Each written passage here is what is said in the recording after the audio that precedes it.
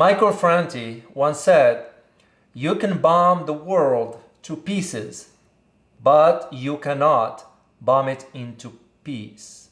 Keep this in mind as we discuss today the recent US bombing in Syria and what does it mean for the future of geopolitics in that part of the world. My name is Dr. David Walaloo. My name is Dr. Ross Stewart. And my name is Elizabeth Ann Stewart, and you're watching the Geopolitics in Conflict show, Roundtable, Optics from Around the World.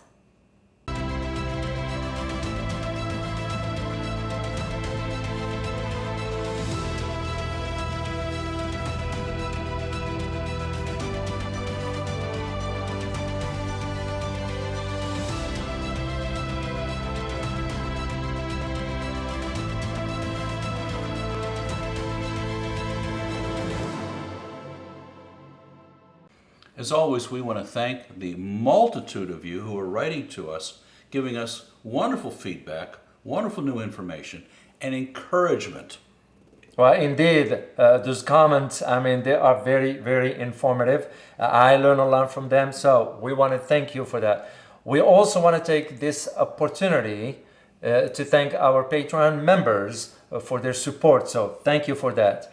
And for those, if you like our videos and you want to show your support, consider subscribing to our Patreon membership. So once again, thank you for your support. Once again, the United States stepped into the breach, bombing other countries without any declaration of war. And we know that this has consequences at home and especially in the area that's being bombed. Yeah. Mm-hmm. What do you all think of this? Yeah. Well, indeed, the recent bombing, as the U.S. claimed, has to do with some militia that's supporting Iran. And they're saying because these two locations is where the militias have been using some drones and all that attacks the U.S. military bases in Iraq. So what has not been disclosed is that some of these militias are not militias. Those are part of the Iraqi government. So you can just see now it's going to be that war of information. Who's going to be saying the truth and who is not. So, and all this comes in a time, a very, very delicate time, as the U.S. is prepared to leave Iraq as well. So, but the whole issue is not about just this. The whole issue has to do with the human impact, the psychological impact on how this 20 years that we've been there, how it's going to impact the psychology of the locals, the region, and the world for that matter. Yeah, I think that it's not only important to look at the psychology of the region that we're in, right, of the Iraqi people, but also the psychology that we have here in the U.S. about bombing other countries, about the war, and there's almost been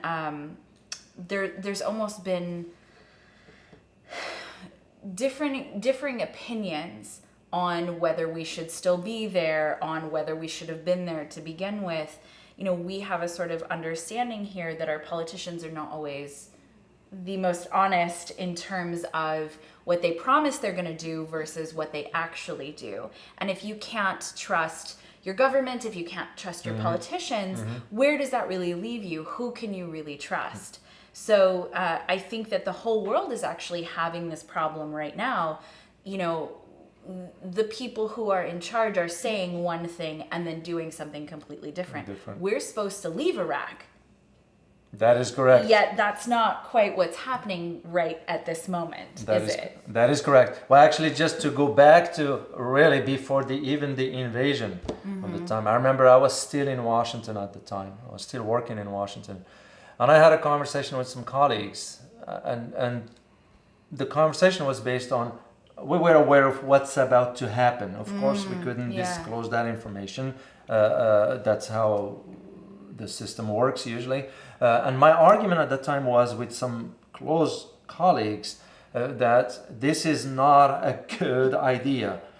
And the answer I got was, well, no, it will be a quick walk. We're just going to go in, liberate Iraq, and get out. And I said, Wow. I said, you guys have no idea about the animosity that exists in the Middle East, let alone what took place between Iraq and Iran. Yeah. It's an old, a century-old animosities. With millions of casualties in recent times. Yeah. So I said, here is the thing. If we go in, we're not coming out maybe in about 15, 20 years. They're like, no, Well, no, you no, were no. right. Yeah, well, of course, they're not going to want to hear that. Yeah. But because I happen to, at least for me, understand the history of Iraq, understand the history of Iran, the Middle East, and those kind of, And that's exactly when I end up going to Iraq myself, because I spent a few years in Iraq. And I was just shocked for what I saw. Well, tell us a little bit. What did you see? What were sort of the most impactful kind of on the ground stories that you have? Well, the most thing that I still have these vivid images of it is those kids in the street when I used to go out, and what I saw in their eyes was, I will use the term hatred, because they're just so angry. Yeah. And my question at that time was, if this kid at 9 or 10 year old Yeah. is looking at me that way, what will he do when he is 20? Yeah. And is it justified or not for him that because his parents were killed Right. in some airstrike that maybe by mistake, maybe whatever that was. And to me, that was the thing that stayed with me all those years. Yeah. And it was like, will I be surprised if those kids grow up and become bearing arms against the U.S.? Most likely they will. Yeah. And that was the thing that I noticed in Iraq, because if you know anything about the history of Iraq, is that yes, Saddam was not a decent person as far as Yeah. how he was, but at least they had one thing good at the time back then. Christians, Muslims, and others were living in peace. Wow. Yeah. Because later on, when we went in and all that stuff, if you happen to be Christians, you will be wiped out. Yeah. So that's what changed. Yeah. But the question that we need to ask ourselves is, what is the impact of what we did, psychological Right. one, on the development of these kids that now they are probably in Right. their 20s. Right. And I just wonder, could it be some of them right now in Iraq bearing arms against the U.S.? I'm pretty well sure you can count on it. Yeah.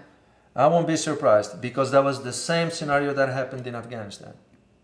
So apparently, when we go into some culture that we do not know or understand much,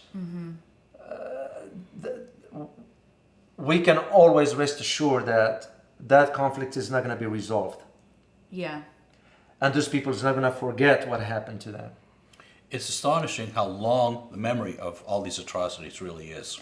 Well, I think that has to do with the fact that their lives were immediately impacted. If you died, if any one of you had been taken away from me for reasons that I didn't really understand, because I think, and tell me if this is what you experienced also, is that the people on the ground, regular civilians just like us, when this was happening here, we didn't fully understand what was going on and why.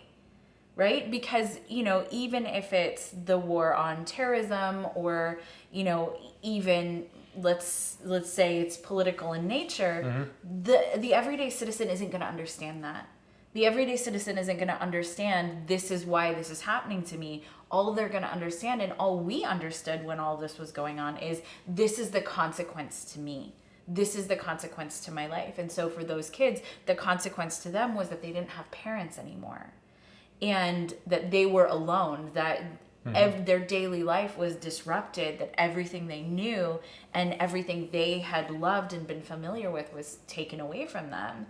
And I think that when we talk about, war and bombing and all of that, politics is very complicated. And so I don't, I want to honor that politics is very complicated. And a lot more is going on behind the scenes than we could ever know and ever That's really true. understand. So there's an argument for both sides. There's the argument for, we don't really know what was going on, in those militia bases, we just don't know. Could it have been worse than what we thought or what we think right now? Yes. Could it have been nothing bad going on at all? That's also possible. A possibility, yes. Because we don't really know that. But I think that overall there's sort of a lack of understanding for someone else's position. A lack of understanding for, these are human beings also who are living with fear of being bombed. We're very lucky here that we don't have that fear. But, during World War II, my grandparents lived with that fear. That was very real to them. Yeah. Well, Ross, as a psychologist, what do you think the psychological I think impact? we're seeing places like Iraq, where we have a whole culture that's now in post-traumatic stress syndrome. When the initial attack from Schwarzkopf went in there, my understanding was within 3 weeks, 20,000 Iraqis died of thirst. You think they're gonna forget that? You think that now it has sent ripples through the entire culture of we can be invaded and we will die of thirst. Yeah. And I understand it's one of the most horrible ways to die. But they bombed the water purification system, so they couldn't deliver to those people, and the people couldn't get anything to drink. So what do you do with an entire culture who is now in this level of shock? When the Iraqis, when they did the change of command, if you'll remember what that is, when the United States said, we're officially changing the command, the Iraqis decided not to show up. What they said is, just get out. Well, the United States didn't happen to get out. But it lets you know the animosity those people are feeling, and that they've been traumatized to the point that this generation will not forget it. It's part of their personality now to live in this awful stuff can happen to us, because it has. Yeah, that's real. That's a very real fear and concern. Yeah, and that was the exact thing, that the argument, at least for me, that I made back then, is that this is going to change the Middle East forever. There is no going back. And now you see, with all the geopolitical shifts taking place, not only in the Middle East, but outside the Middle East, it's not going back to what it used to be, because that era is gone. We live now in a different time, if you will, politically speaking, where even the global leadership of the United States that was in the Middle East displayed in every corner is no longer.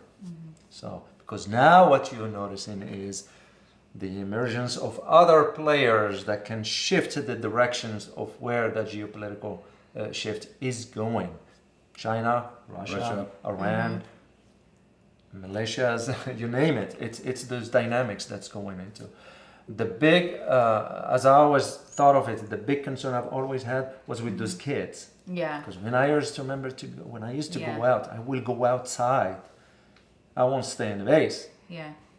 Some of us were allowed to go out, because how do you understand the culture if you don't interact with it? Of course. So, and I recall one time it was an analyst came from Washington, and I asked him a question, and I said, "Do you want me to take you downtown to Baghdad?" Oh, he said, "No, Mr. David, we don't want to go there."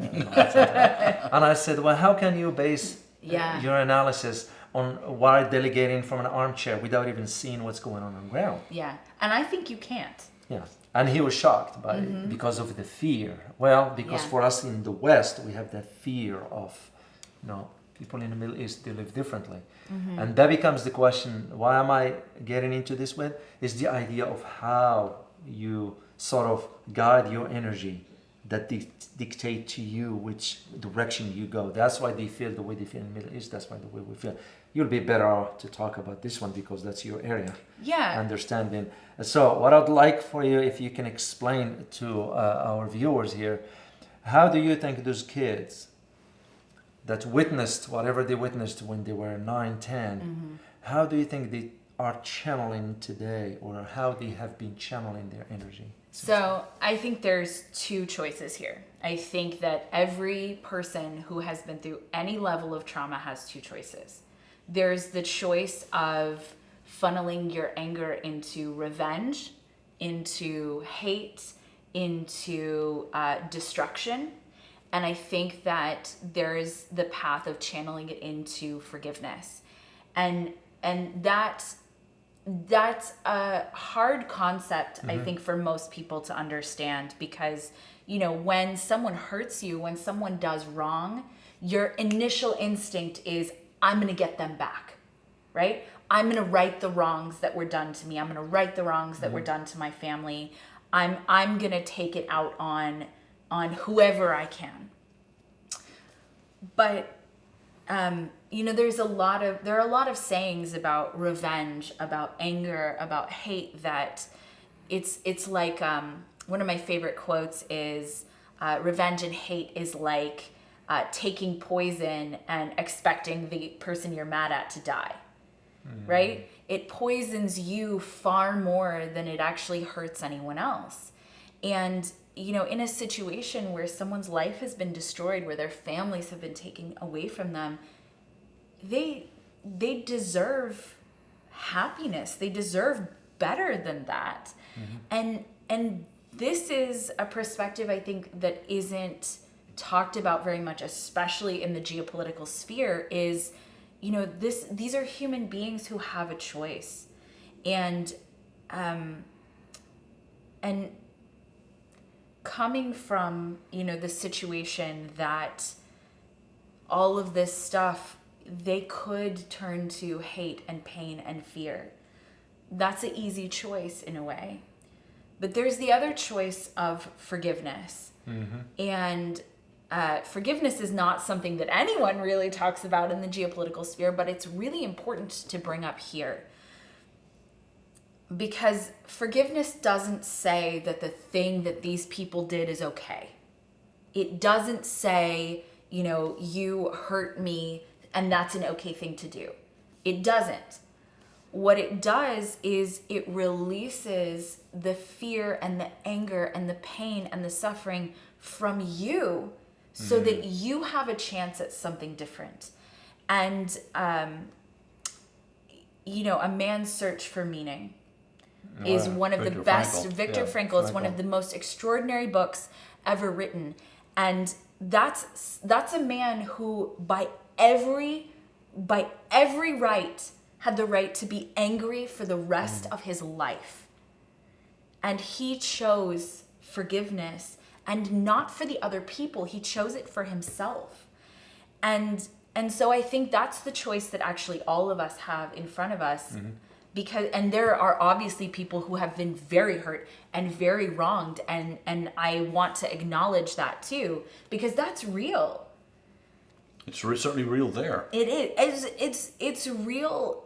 There are many people in the United States also who have been very severely hurt by other people, who have been, you know, there's a lot of actually disruption in the United States happening and all over the world for people who have been really truly hurt by others. But I think the question that every single person on this planet has is, what do I want to choose for myself? Is that the path of forgiveness, or is that the path of hate and anger? And to look and see, if I follow this path of hate and anger, and legitimately ask yourself, where is that going to take me?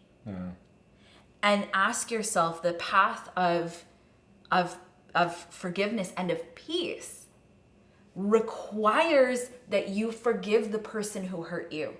You cannot bomb someone into peace, like the quote you said earlier. You can't. But you can forgive into peace. So you can keep repeating the trauma and the pain and the suffering and the hurt that was caused to you. You could take that out into the world and make more of it. In countries like Syria and Iraq and Iran, is forgiveness even part of the conversation? David? Not necessarily. I mean, culturally speaking, yes, because those are Islamic countries. In Islam, forgiveness is one of the qualities that a person needs to embrace. Even if somebody harms you, you forgive. But it has to be, you meant it. You know, you don't just say. You have to have a meaning to that. With the scenarios that have been taking place in the Middle East, when it comes down to geopolitics and all that, as you rightly said, those are on a different level.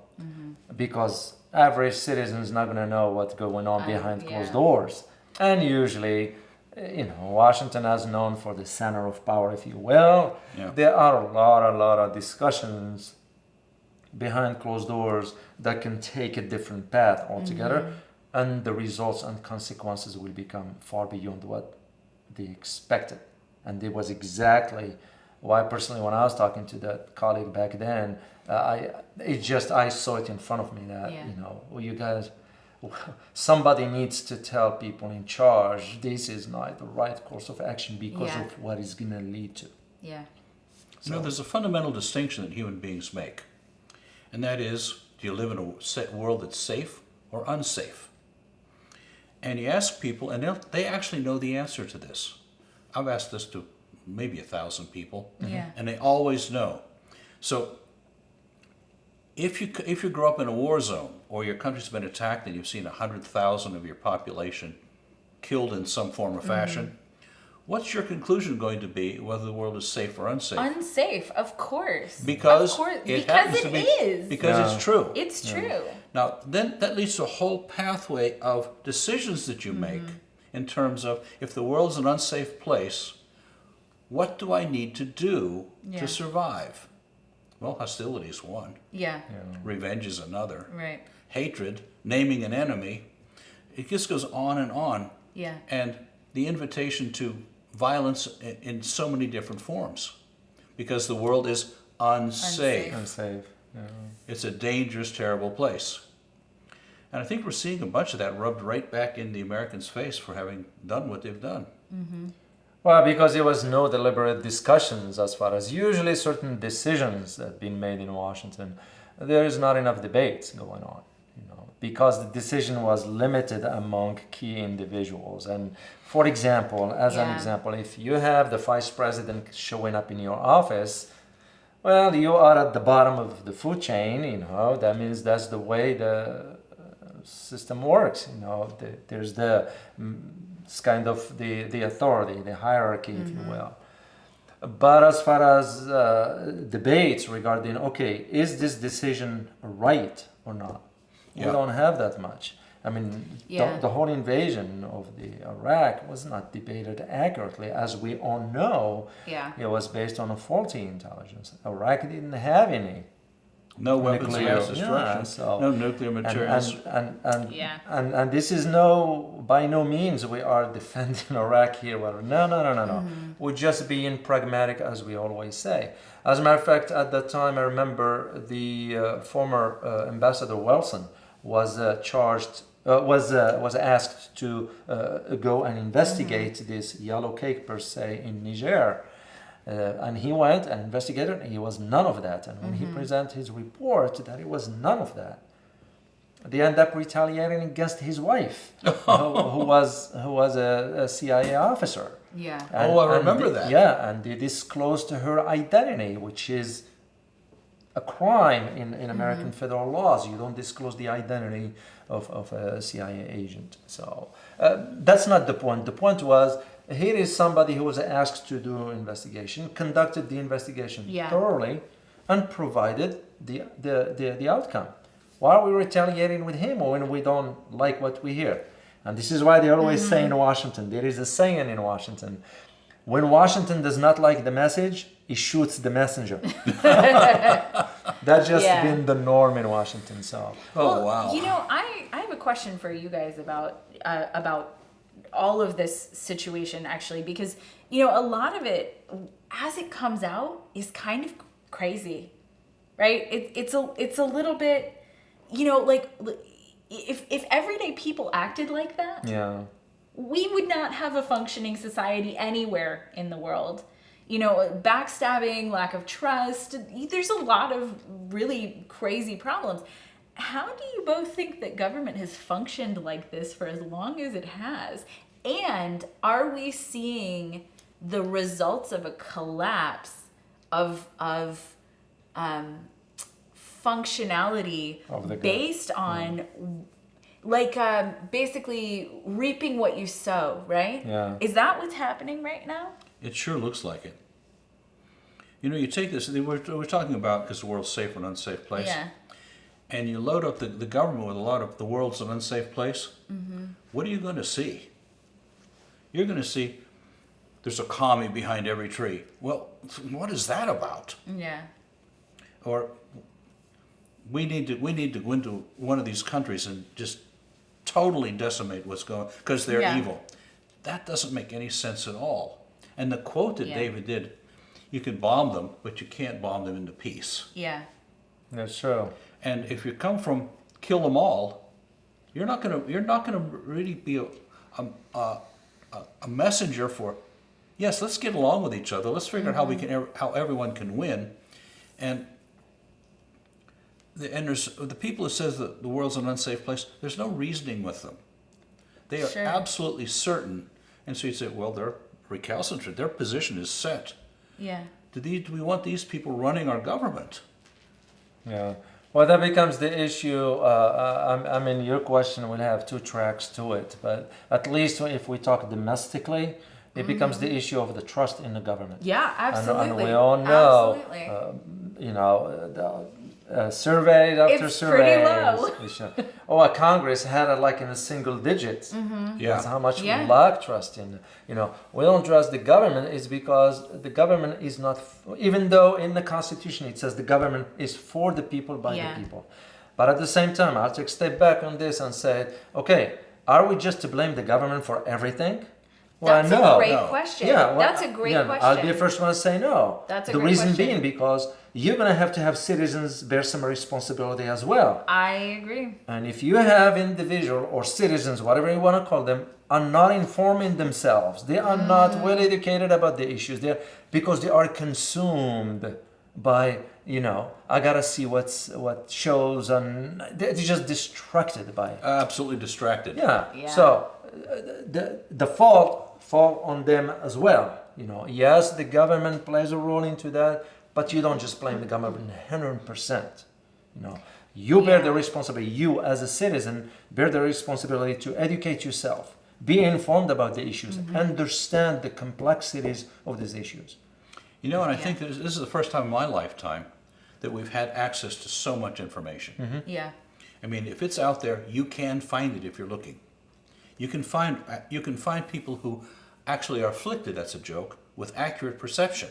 And they'll tell you, here are the facts, make up your own mind. Matter of fact, that's what we're dedicated Yeah. to. Yeah, that's correct. So, and on the second track on that is from the geopolitical level, it becomes with the interests of countries. Because as Yeah. you know, in international relations, context matters. Yeah. Yeah. Look no further than what happened between UK and Russia Yeah. in the Oh, Black boy. Sea. Yeah. It became a war of information because the context matters. And by the way, we're gonna have a Yeah. live conversation on Yeah. that. Yeah, we're gonna do a live conversation on that topic, so we go into more detail on Well, that. so that's interesting because I think that one of the biggest messages that we have here, but that is kind of a groundswell message, is that you do as an average citizen, as an everyday person, you actually do have more power than you think you have.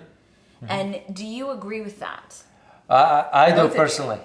personally. But the challenge to that is, do I understand that power or not? Do I use it Yes. the right way or not? Yes. Do I abuse it? Right. That's where the challenge is. And each one of us, and I speak for myself here, I check myself to make sure if I am doing A, B, C, and D, how this is going to impact others. Yeah. Is this okay for my neighbor? Yeah. Is this okay for my colleague? Is this okay for my co-host? Is this Yeah. for all of I don't need anybody to remind me of that, because Yeah. I need to check myself. The same things, understanding, do I use that power the right way or not? There's a concept that I was exposed to very many years ago. It was the rights and dignity of all people. And it's a particular life position that you come from. And so the people in Iraq or Iran, they have rights and they have dignity. Yeah. And it's my responsibility, no matter who it is, to honor that concept. Yeah. Matter of fact, we exude that in our show. That's correct. I'll share with you a personal story. Usually, one time it was overseas, and I had to challenge a colleague of mine that that course of action is not right. It's because it was not right. So, and I made the decision that I'm gonna have to let him know, we can take this any direction you want, because it was not the right thing to do. So, why? It's because that issue you mentioned, Ross, dignity. Yeah. It doesn't matter, enemy or not. Yeah. You still have to treat them respectfully. And we all heard what happened in Abu Ghraib.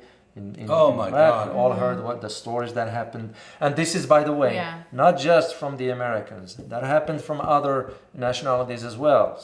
Yeah, just to remind people what that is, the prison guards were actually torturing the people they had custody over. Yeah. So degrading and humiliating them. Yeah. So it was that idea that becomes the question of, as we talk about this bombing and all that, you start to talk about the ethics of all this. I remember when I was studying in my master's degree, one course we had to take was about the ethics of international relations. I also had to take ethics. So, because you have to understand the ethics of in conflicts, where do you draw the line? Well, and you guys talk a lot about how, every country has the responsibility of taking care of its own people first and itself first. So I think that there's maybe a changing mindset. I hope that there's a changing mindset, and I'm observing it little bits at a time that yes, we do have to take care of each other, or we do have to take care of our own country. But like China, for example, you talk all the time about a win-win situation, right? And how it's actually more beneficial to have a win-win situation to both parties. And by win-win, I mean a business deal or a government policy that actually works for both parties. And I think that ultimately is actually in everyone's best interest. And do you agree with that? Do you agree with there is a version of the world where we actually do find policies and business deals and ways to work that work for both people? Not that they're ideal and perfect for both parties, but that they work, right? No. Because there's no ideal and perfect. No, there's no such thing, right? Yeah. But there are things that can work for both parties. Business does it all the time. That's how profit is made. That's correct. If you screw your business partner, they're not going to work with you anymore, and they may not even exist to do business with anymore. So people negotiate all the time. They negotiate situations that, although are not ideal, they do work for both parties.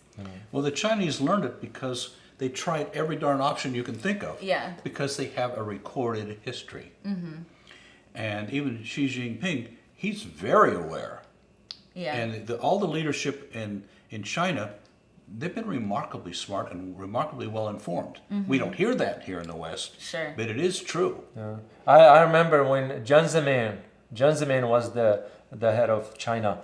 I used to follow his policies and all that. Then Jun Tao came after him. The same policies they pushing forward for where China needs to be and all that. And you're absolutely correct, because they're thinking in terms of win-win. You take the example of the poverty. China raised massive number from poverty into middle class status, which reflects on the country as a whole. We always highlight this one because it's a real life example. Yeah. We can do it too in the United States, but we don't have the will and the political determination to do so, because some of us, not all, I shall not generalize, but some of us are driven by greed. Yeah. When you start to think about only what's in it for me rather what's in it for us. And there's so many human beings alive right now that there is no us. Yeah. Well, I'm a lone operator. That's what I'm talking about is, and this may be, I don't want to come off as naive. What I want to come off as is dedicated to something better than what we've had. Yeah.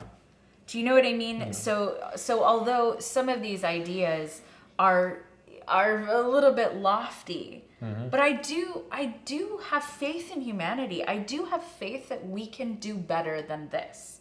And I think informing people is number one, but I think having the intention to do better is another part of this.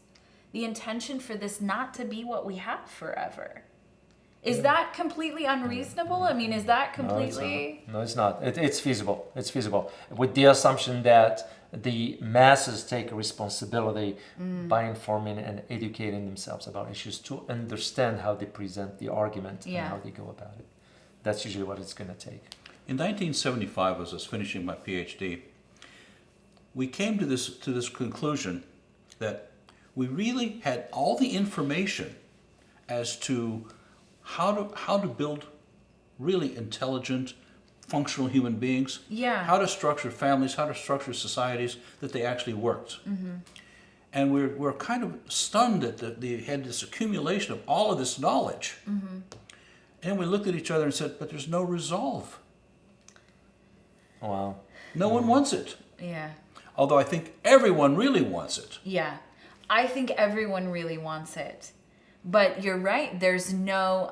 I remember reading this, and this was a conversation among some of my friends once that Walmart was put out. I guess it was a press release or some version of the news where they were talking about how they built houses for their homeless employees, and the fact that somebody could be an employee and homeless. Didn't seem to hit anybody in the article that we were reading.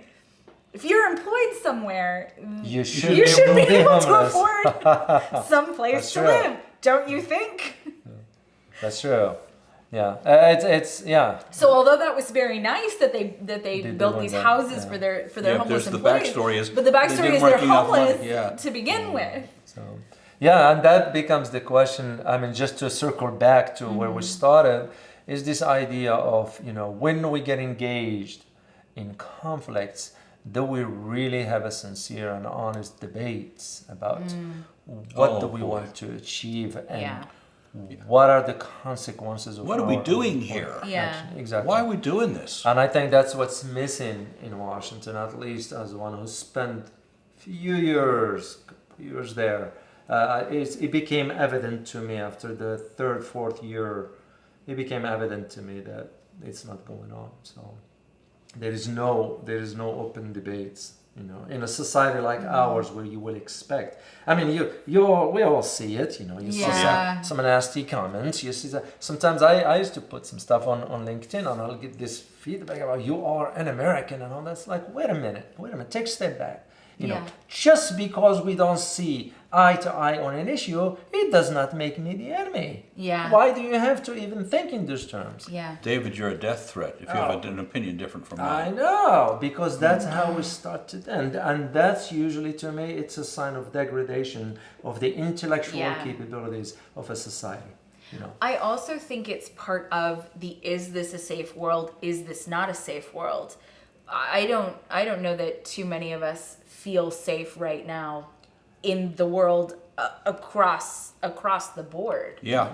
And so because we human beings feel fear when their ideas are challenged in the same way that if they were physically being attacked, right? So those same brain chemicals go off in our minds and we have that same threat response, even though the truth is that someone else's opinion is not going to physically harm you.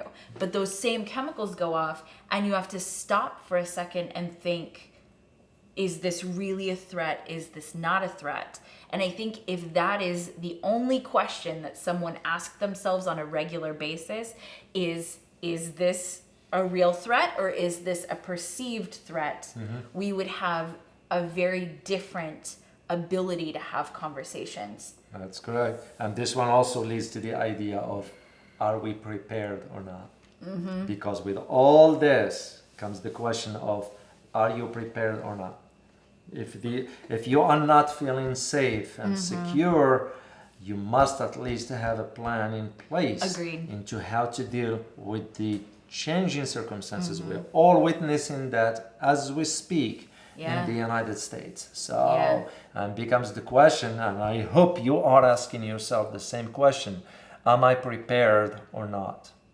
So there's a concept that I've been wrestling with virtually my entire career, and that is, how do I cope with the fact that I know so little?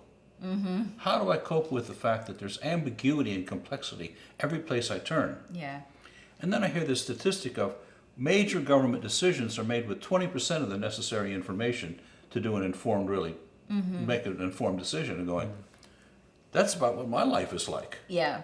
So I'm living with all these unknowns Yeah. and in some ways unknowable, trying to cope with all this complexity. It's no wonder people feel threatened Yeah. because they don't know and they can't know. Right. Right. There's no way for us to have all of the information required to make a decision, even in our daily lives. That's You're right. not even just a political decision. And then you have all this conflicting information too. You know, diet is a fantastic example of Oh, this, yeah. right? Like, I know it's not geopolitical, but you know, there's all this research that says being a vegan is the best thing you should be for a human. And now we have the carnivore diet, which has all of this research that it's the best thing for humanity. You know, and you have research both directions. And they're at opposite ends. How do you know what's true? And I think for that example, you try on what works for you the best, and that's what you move forward with. Yeah. But you have to make your own choices. Because you're never going to have all of the information, and the information that you do have is conflicting. And by the way, it changed last year. It changed. What I knew before, Yeah. Totally different. The world changed completely from this time 2 years ago. in psychological research, there's a general rule, and that is any research that's 6 years old or older is irrelevant and probably not true. Now that can't be right, Right. but it's probably generally correct. And so all Because of that the stuff that world we thought, changes so much during because that better time. research, because more prevalent research, because perception has changed, statistics Yeah. have, I mean, there's a whole lot of reasons. Yeah. And much research is much better done now. Yeah. Yeah. But the point is, what you think you knew, chances are something else is what's really going on. Now, Yeah. how do you cope with that if you're in government? And you live in this hopelessly complex Yeah. world of what do we do next? Yeah. Oh, well, let's go bomb somebody.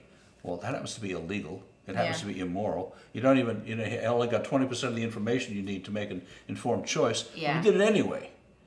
And here we are as citizens looking at this going, when we're supposed to have confidence in these people, they're representing us Yeah. as they do these things.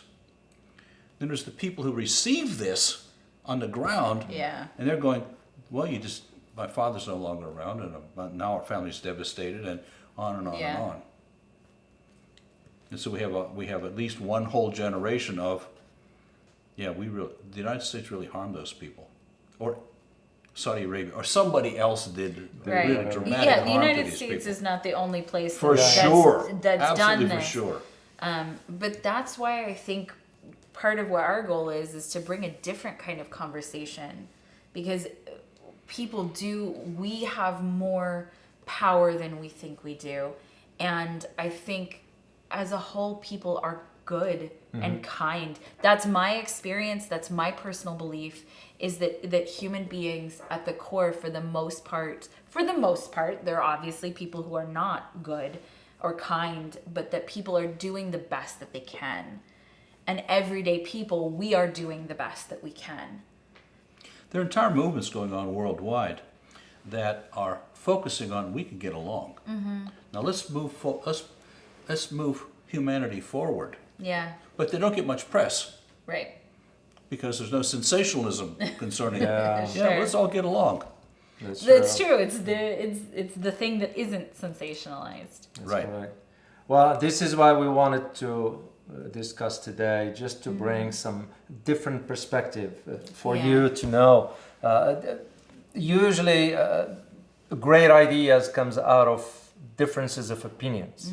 You know, and what we're trying to do here is just to provide another perspective Yeah. that you could consider when it comes down to the host of issues. So that's our objective for this. So I hope you all enjoy this, and we'll look forward to the next time, of course. And of course, if you liked us, subscribe, hit the like button, tell your friends about us, and we'll look forward to seeing you again very soon.